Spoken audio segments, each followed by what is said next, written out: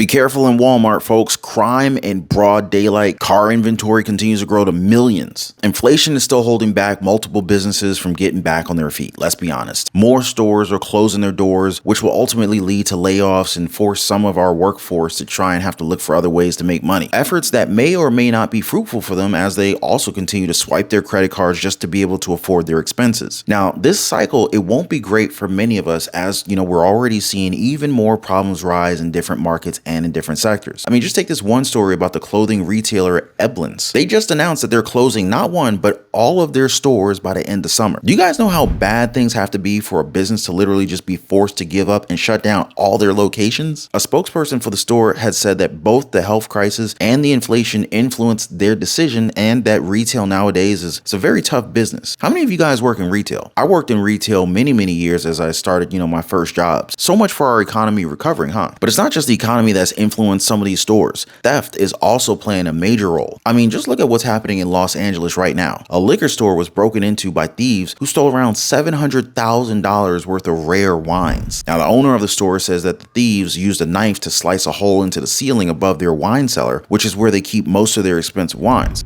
In other news, a sophisticated heist at a winery in Venice netted these suspects between $700,000 and $800,000 in what they call blue chip collector bottles. Surveillance video captured the break-in, though. Happened early Friday morning at the Lincoln Winery over on Lincoln Boulevard. The owner tells us that the thieves stole mainly expensive wines from France and Italy. Well, the owner plans to send a list of his stolen merchandise to local stores and auction houses so they can be on the lookout for any suspicious large lots of wine that come in. He also believes the driver of the white pickup truck was involved in that burglary.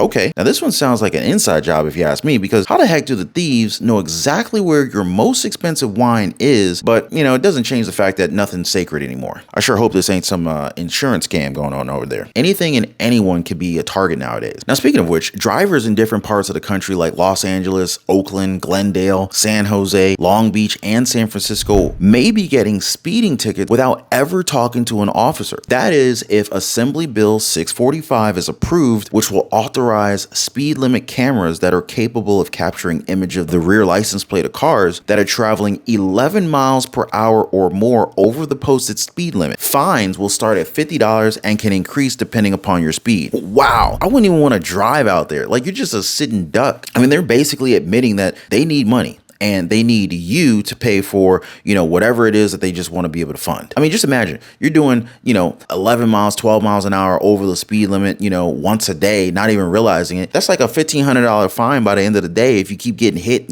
constantly, right? I really don't think this is a good time to be losing even more money on stuff like this. I sure hope that bill gets shot down. Can you imagine you going out to the mailbox, checking your mail, throwing away junk mail? Oh, here it is. Here's a bill from the county charging you $50, $100, $1,500 for a speeding ticket. Wow. Now you got to show up for court if you want to try to fight it, maybe hire an attorney. Not fun, folks. Now, on that note, car dealers, they are set to lose a ton of money as it's now being reported that there's almost 2 million new cars that are sitting on lots right now. What's leading the way in terms of cars that are getting stuck there? Electric vehicles. We're also being told that more car manufacturers are seeing their supply of cars go up month by month, which means that we may be seeing the automobile market trend toward a semblance of normalcy soon. In fact, we may even see an automobile market crash. Now, normal is a funny term nowadays, right?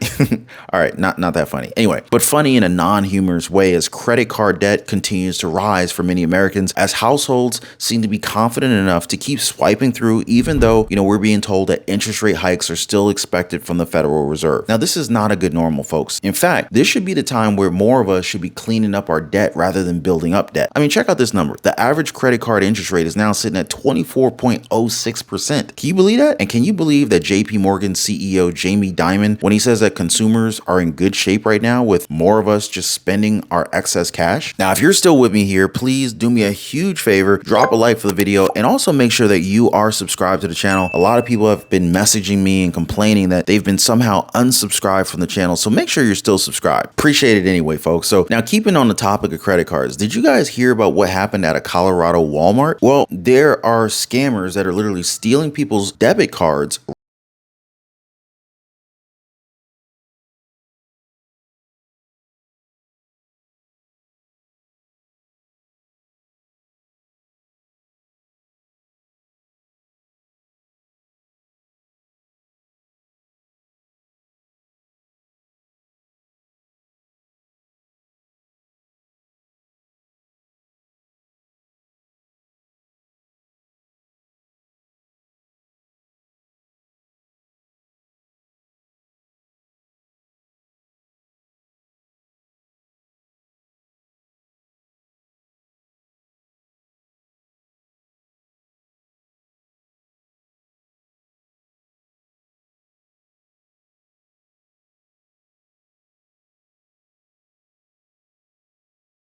the items from the very same Walmart. I mean, at least the victim has something to use to prove to his bank that these were fraudulent charges, but still, this is just outright cruel. And think about how many other bank fees and overdraft fees he may have been charged because all of a sudden $2,000 extra was missing from his checking account. How do you suppose scams like these could actually be stopped? Should there be ID checks for cards, or should policies for crime be more strict? And since we've already talked about banks, were you guys aware that JP Morgan came up with around $14 billion in profits just for the second quarter of this year?